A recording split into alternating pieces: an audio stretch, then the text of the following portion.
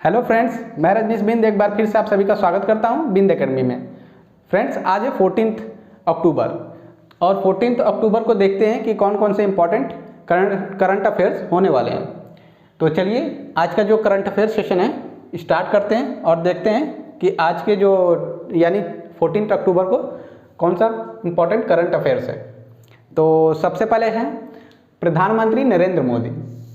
प्रधानमंत्री नरेंद्र मोदी ने भारत आई किस देश की प्रधानमंत्री मेटे फ्रेडरिक्सन के बीच द्विपक्षीय वार्ता हुई है। यानी कि एक किसी कंट्री, हमें कंट्री का नाम बताना है, देश का नाम बताना है, जो कि उस कंट्री की प्रधानमंत्री हैं मेटे फ्रेडरिक्सन, उनका नाम है, ठीक है। वो हमारे देश में आई हुई हैं भारत में, और उनके बीच और प्रधानमंत्री नरेंद्र मोदी के बीच द्विपक्षीय वार्तालाप हुई है, चर्चा हुई है। तो हमें बताना है कि जो मेटे फ्रेडरिक्सन है वह किस देश की प्रधानमंत्री हैं, ठीक है। तो prime minister Narendra Modi came to India bilateral talks were held between the prime minister of which country Mette Frederiksen. Clear. तो कौन सी ये कंट्री के हैं? डेनमार्क। डेनमार्क कंट्री के जो है, डेनमार्क देश के प्रधानमंत्री जो हैं वो मेटे फ्रेडरिक्सन है। क्लियर। ये है मेटे फ्रेडरिक्सन, डेनमार्क की जो है पीएम है, और ये है नरेंद्र मोदी। इन दोनों के बीच में वार्तालाप हुई है, बायलैटरल द्विपक्षीय वार्ता। तो अब यहाँ पे बात आती है डेनमार्क की। तो डेनमार्क की बात आई तो डेनमार्क के बारे में देख लेते हैं। तो इसका जो कैपिटल है कोपेनहेगन है, ठीक है। जो CO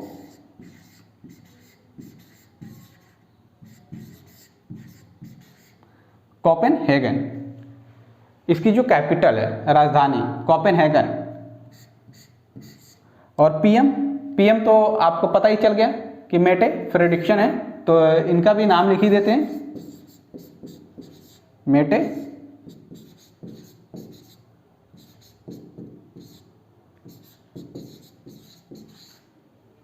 ठीक है। और यहाँ के जो प्रेसिडेंट है, सॉरी प्रेसिडेंट नहीं, करेंसी, ठीक है। यहाँ पे जो करेंसी चलती है वो है दानिश क्रोन। क्लियर।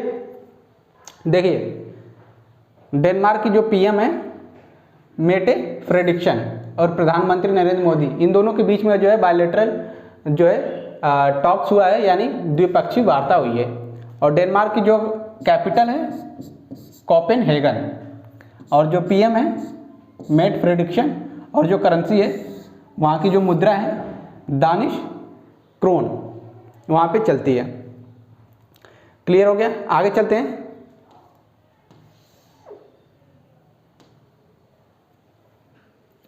किस राज्य में पुरुषोत्तम रूपाल ने राष्ट्रीय व्यापी नदी पशुपालन कार्यक्रम का शुभारंभ किया है?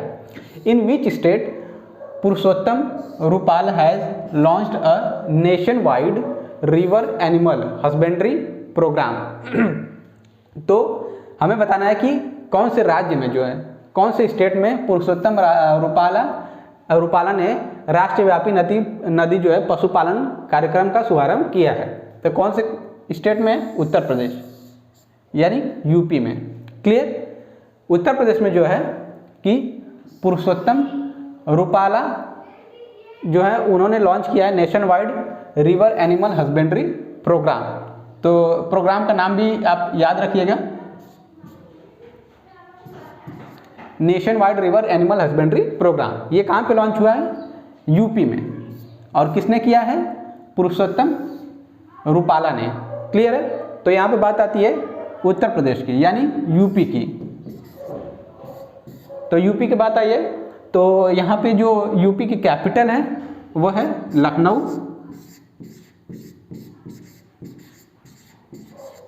ठीक है। और यहाँ के जो सीएम है वो है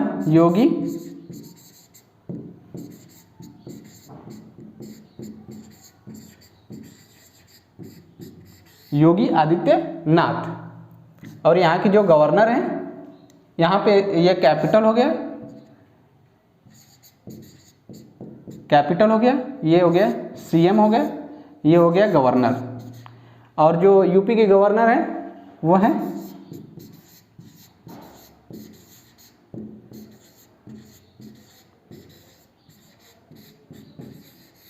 आनंदीबेन पटेल। क्लियर।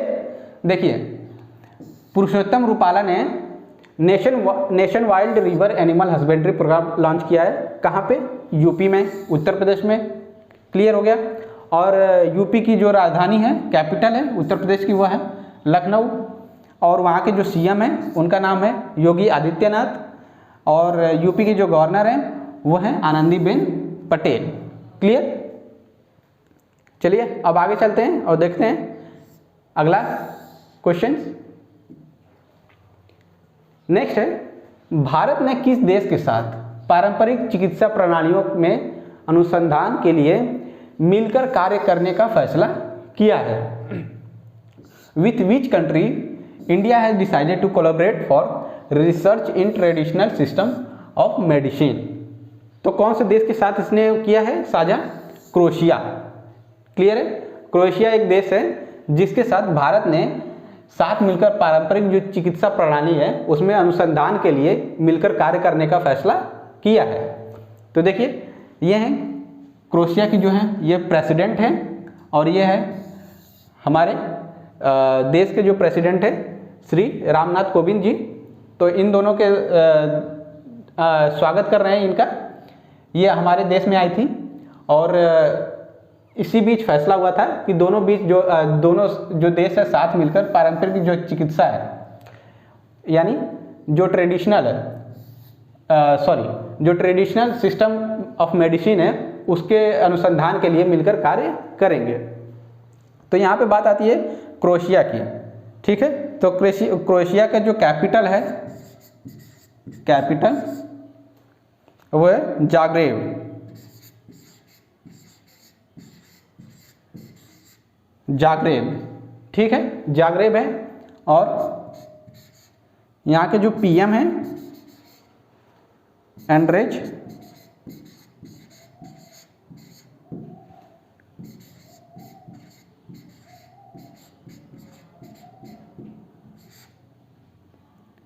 प्लेनकोविक।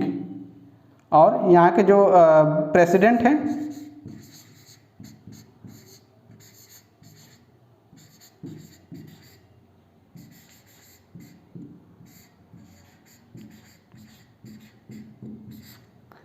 यहाँ के जो प्रेसिडेंट है जोजेन मिलानोविक। क्लियर। और वहाँ की जो करेंसी है वो है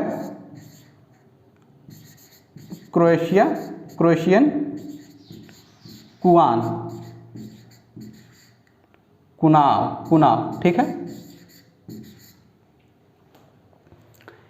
देखिए क्रोएशिया के साथ जो मिलकर है भारत पारंपरिक चिकित्सा प्रणाली जो है उसके अनुसंधान के लिए मिलकर कार्य करने का फैसला किया है। तो क्रोएशिया की बात आती है तो क्रोएशिया के बारे में देख लेते हैं। उसकी जो कैपिटल है जाग्रेब है और जो पीएम है एंड्रेज प्लेनकोविक और जो प्रेसिडेंट है जोजेन मिलानोविक और जो करेंसी है क्रोएशियन कुना। ठीक है। चलिए आगे देखते हैं।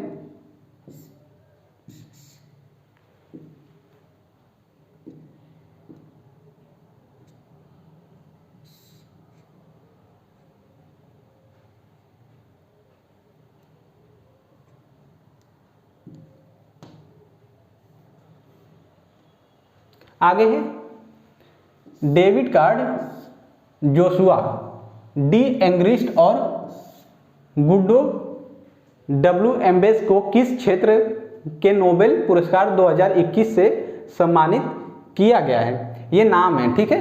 डेविड कार्ड जोशुआ डी ग्रिस्ट और गुड्डो एल्ब्यू इम्बेंस। यहीं पे वो भी नाम है David Card Joshua D Angrist और गुड्डो डब्ल्यू इम्बेंसन। ठीक है। Will be awarded the Nobel prize 2021 for which field. इन लोगों को जो है पूछा गया है कि कौन से फील्ड में, देखिए यहाँ पे डेविड कार्ड है यूएसए से और जोशुआ डी है और एक और व्यक्ति हैं जो है गुड्डो डब्ल्यू इनबेल्स, इनका फोटो नहीं लगा है। इन तीनों को जो है नोबेल प्राइज़ दिया जाएगा 2021 का, और बताना है हमें कि कौन से फील्ड से बिलोंग करते हैं। तो कौन से फील्ड से? इकोनॉमिक्स यानी अर्थशास्त्र से। क्लियर है? अर्थशास्त्र से ये बिलोंग करते हैं। ठीक है, चलिए आगे देखते हैं।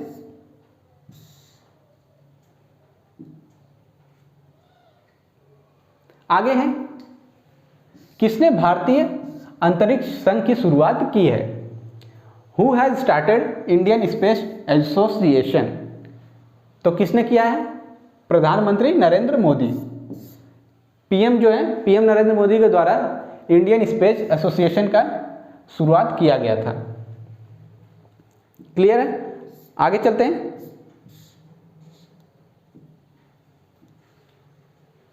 किस राज्य सरकार ने देश का पहला स्मार्टफोन आधारित ई वोटिंग, याद रखिएगा, ई वोटिंग ऐप जो है विकसित किया है?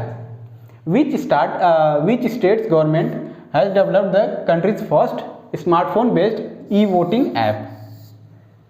ऐप से रिलेटेड और जो वेबसाइट्स होती हैं उनसे रिलेटेड, ठीक है, जो पोर्टल्स होते हैं उनसे रिलेटेड एग्जाम्स में क्वेश्चन पूछ देता है। तो याद रखिएगा, जो ऐप है ई वोटिंग ऐप कौन से स्टेट ने जो है लॉन्च किया है? तो कौन से स्टेट ने? तेलंगाना सरकार ने, यानी तेलंगाना गवर्नमेंट द्वारा ये इसको लॉन्च किया गया है ई वोटिंग ऐप। तो यहाँ पे बात आती है तेलंगाना की। तो तेलंगाना के बारे में देख लेते हैं। इसकी जो कैपिटल है तेलंगाना की वह है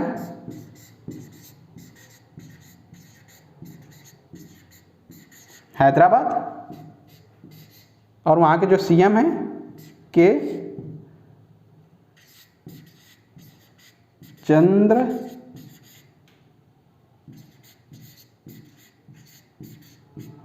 चंद्रशेखर राव। क्लियर? और वहाँ के जो गवर्नर हैं उनका नाम है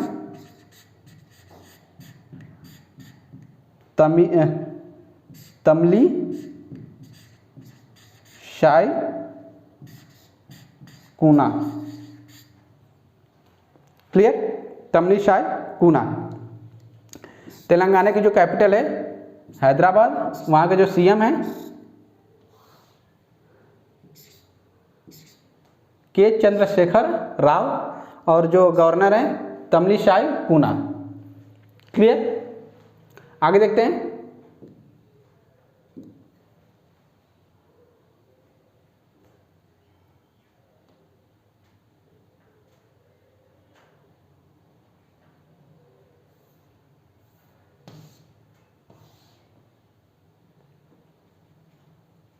नेक्स्ट है, भारत में किस राज्य की निवासी आदित्य महेश्वरी एक दिन के लिए भारत की ब्रिटिश उच्चायुक्त बनी है? Aditya Maheshwari, a resident of which state of India has became the British high commissioner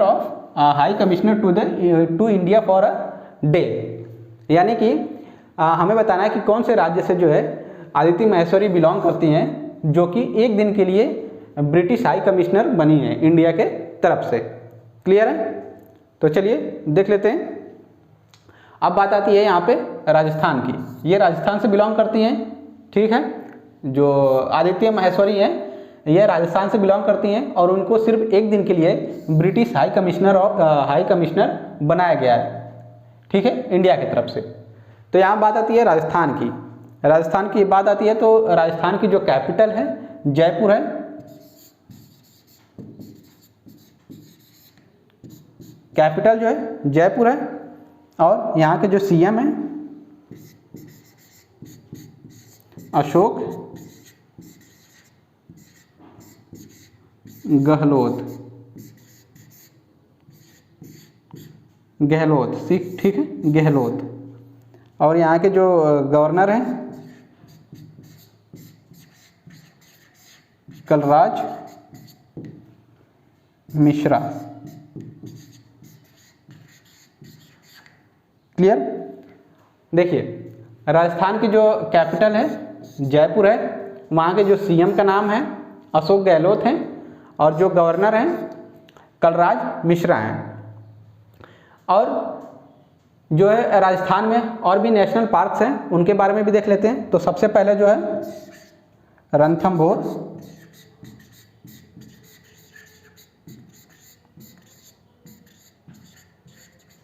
national park, Ranthambore national park. दूसरा है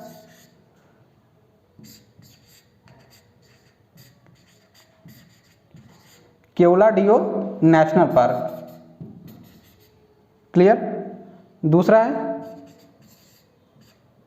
mount Abu wild life sanctuary, ठीक है। और एक और सेंचुरी है जो फोर्थ है वन विहार वाइल्ड लाइफ सेंचुरी, क्लियर। देखिए राजस्थान की बात आई थी, तो राजस्थान का हमने देख लिया कि जो राजधानी है कैपिटल है वो है जयपुर, और वहाँ के जो राजस्थान के जो सीएम हैं अशोक गहलोत जी हैं, और वहाँ के जो गवर्नर हैं वो हैं कलराज मिश्रा जी। फिर उसके बाद हमने देखा कि राजस्थान में जो नेशनल पार्क्स भी है, तो कौन है सबसे पहले रणथंभौर नेशनल पार्क, दूसरा है क्योलाडे नेशनल पार्क, फिर तीसरा है mount Abu wild life sanctuary, फिर चौथा है वन विहार वाइल्ड लाइफ सेंचुरी, क्लियर है। चलते हैं आगे।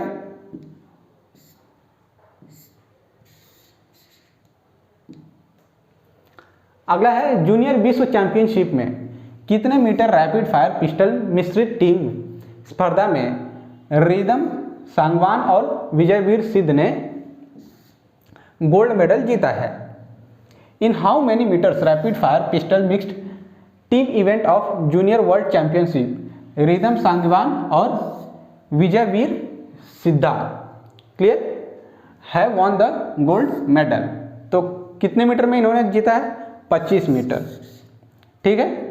ये है सागवान, रिदम सागवान और है विजयवीर।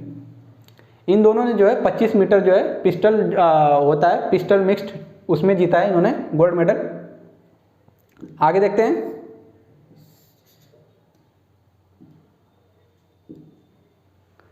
इलाहाबाद उच्च न्यायालय के मुख्य न्यायाधीश कौन हैं? Who has become the chief justice of Allahabad high court. तो इलाहाबाद के जो इलाहाबाद हाई कोर्ट है उसका जो चीफ जस्टिस हैं यानी मुख्य न्यायाधीश कौन है?